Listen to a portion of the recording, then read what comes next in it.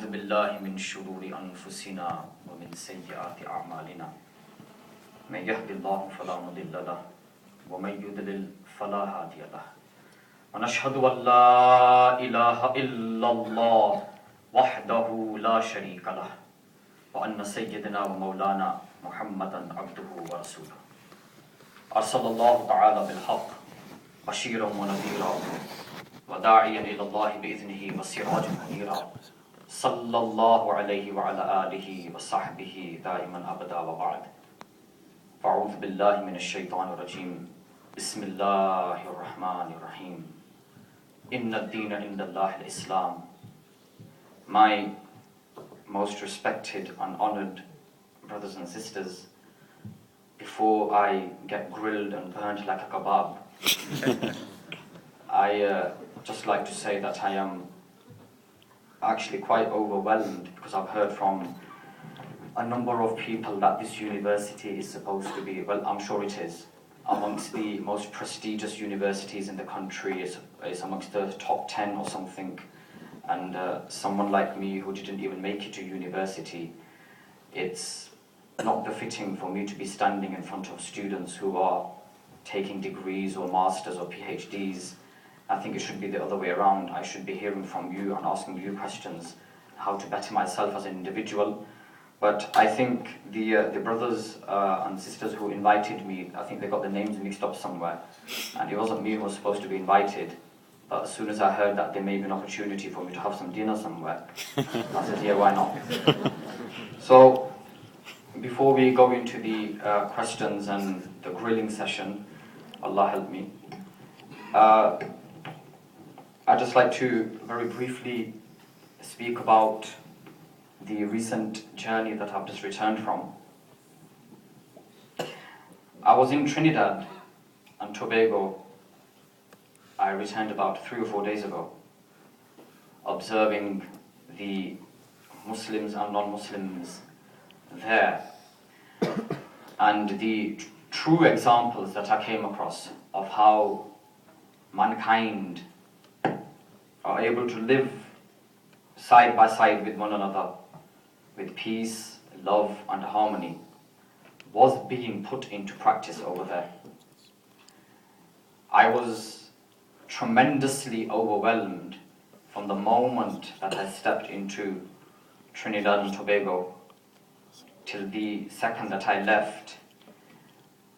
All of the days that I was there, there was one particular person who every morning after the Salatul Fajr, after the dawn prayers at 5:30 in the morning, would come into the area, the residence that I was staying in, and would buy me cakes.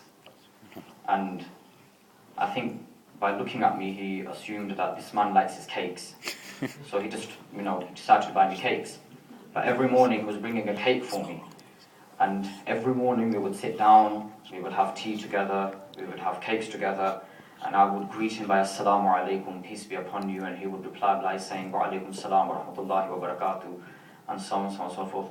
And I'd only see him in the mornings, and the rest of the day I wouldn't see him, because he'd be busy doing his things and I was busy doing nothing all day. So it was only on the last day that I left that I found out that he was a non-Muslim. And I asked him, well, what made you go out of your way every morning that you would walk in to the residence that I was staying in, you would reply to my salams, and you would give me cakes? And he said, you're a creation of God and I'm a creation of God. SubhanAllah. Now this was, it was very difficult at some time for me to take in. And at the same time, it was very overwhelming for me to take in. Being the arrogant person that I am, I was under the assumption for the whole week that only a Muslim could do this. I just thought I'd share this with you. And it is the haqq, it is the truth. And since I've returned, I've been getting text messages from him every day. Have you had any cakes today? And little jokes and stuff. But, subhanallah, we as Muslims, the instruction that we have been given by the Prophet of Allah sallallahu alaihi wasallam, peace and blessings be upon him, the narrations which can be found in the Sahihatain, in the Sahih of Imam al-Bukhari wal Muslim, in the meaning of those narrations, that I have not come to curse people, I have only come to reform people's character. Are we amongst those people whose character is befitting to a Muslim? And I also ask the non-Muslims, when you look towards a Muslim today, do you look towards us by what you have seen in panorama or dispatches? And do you label all of us as, and it's true, let's not beat around the bush, let's try to speak openly today. Do you label all of us as terrorists? Or do you label all of us as narrow-minded individuals who really hate non-Muslims and wouldn't even want to be seen sitting next to them, and so on and so forth? Let's, inshallah, by the will of Allah, try to clear some misconceptions amongst ourselves today. We are human beings, and we know that, when we clap, there's a saying in Urdu, in the Urdu language. I'm not an originally Urdu-speaking person, so if I do make a mistake, please pardon me. Tali do haath se bajti hai. When you clap, it's two hands that come together. That's when the noise comes. Clapping, another saying in Urdu, dhol dono taraf se bajaya jata hai. A drum, when it makes a lot of noise, is beaten on both sides. You understand? So every coin has two sides to it. We as Muslims living in this country, I have no qualms or no hesitation in saying that I'm a British Muslim.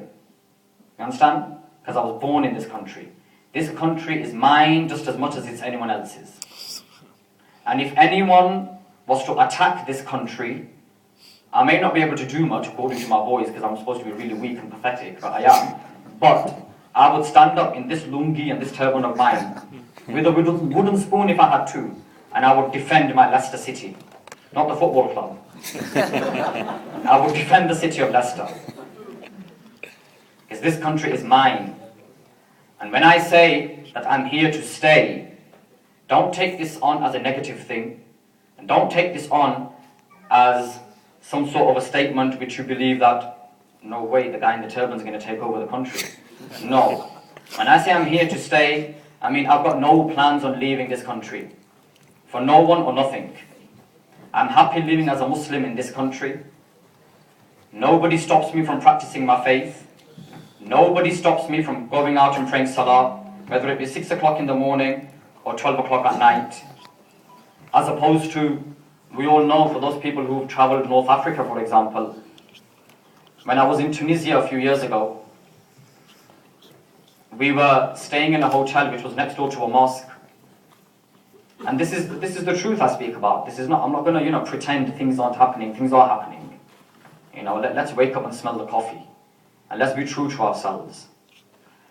We were staying in a hotel next door to a mosque. And after the authorities saw us waking up every morning and going to the mosque for dawn prayers, after the third day, they put us into a car. And they took us to a station, a police station, and they asked us, why do you go to the mosque every morning? Well, why do you think we go? We go to pray. They says, well, don't do this. Pray in your hotels if you have to. Don't go to the mosque to pray every morning. And this is supposed to be a Muslim country. When we were in Egypt, when I went 3 years ago, last year we went again with some brothers, but when I was there 3 years ago, the brother that I went with, me and him, from the moment we stepped into the aeroplane, and every single day we were there was one very, very familiar looking person who was with us every single day. Man's go to Pizza Hut, he turns up there. Do you get me? Man's go for swimming, he turns up there. We go to stare at the pyramids, not sightseeing, just stare at them, he's there. I want to ride a camel, the guy's following me. You understand? The guy's everywhere. So on the last day, I just stopped. I said, man, assalamu alaikum. He goes, wa alaikum salam. I said, bro, it's either you're following me or I'm paranoid. Which one is it? What's going on? He says, ya akhi, I mean my brother, ya akhi, yani, no problem. I said, no, there isn't a problem, but I'm asking, if you, why are you following us? Join us, innit? When we go to Pizza Hut, sit on the same table as us, share the camel with me, you know, let's do it together. Why are you following us? Let's be homies, innit? You know, let's chill. So he goes, yani akhi, you know, I was told by people that you may be doing terrorism activities. So yani, they told me follow you, but wallah, I see no terrorism. Or you just wear cloth around yourself and go up, down, Allahu Akbar, Allahu Akbar. That's what you do. You know? So the fact that I was finding it difficult to practice my deen in a so-called Muslim country, whereas this has never happened to me in the UK. I do have reservations, serious reservations, with some of the decisions the government has made, and I do not hide away or shy away from speaking about them. Being a British citizen, it's my right to speak about something I do not agree with. I do not see the events taking place in Afghanistan, Palestine, in Iraq as British values. I do not see them as the views of the British people, where in the name of so-called democracy, thousands of innocent people are slaughtered. I do not accept this, and I have never shied away from speaking about it, and I do not shy away from speaking about it now. At the same time, in no way whatsoever do I condone or encourage violence against innocent human beings.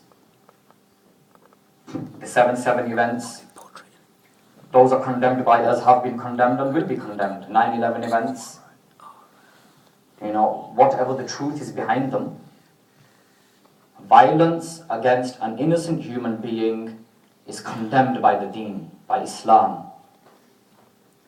And if that was not the truth, then Muslims, those who are living here peacefully, would not be living here.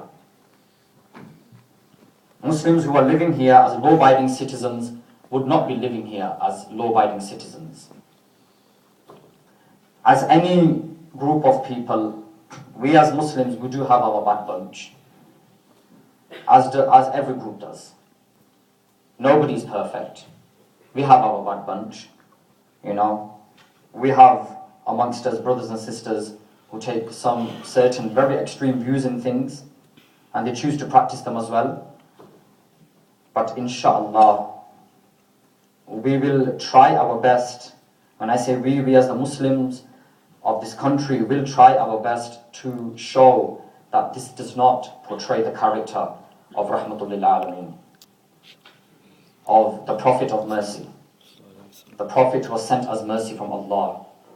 This does not portray the character of that Prophet, peace and blessings be upon him, who even in the face of hardship, when his own family members were being slaughtered in front of him, he chose not to take revenge upon those people who done this. Rather, he has said, peace and blessings be upon him, the narration which can be found in the Sahih of Imam al-Muslim, and there's a great commentary written about this particular tradition by a very well-known Sheikh from the Asian subcontinent, from Pakistan. The particular narration I speak about is in the meaning of what he said.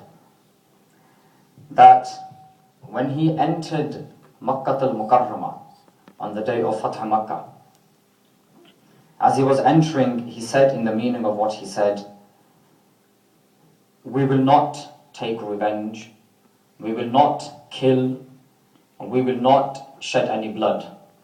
We come with peace, with the message of peace." Misinterpretations of the events of his life are happening today. And this narration has a great commentary. The commentary is known as Nuzhatul Qari.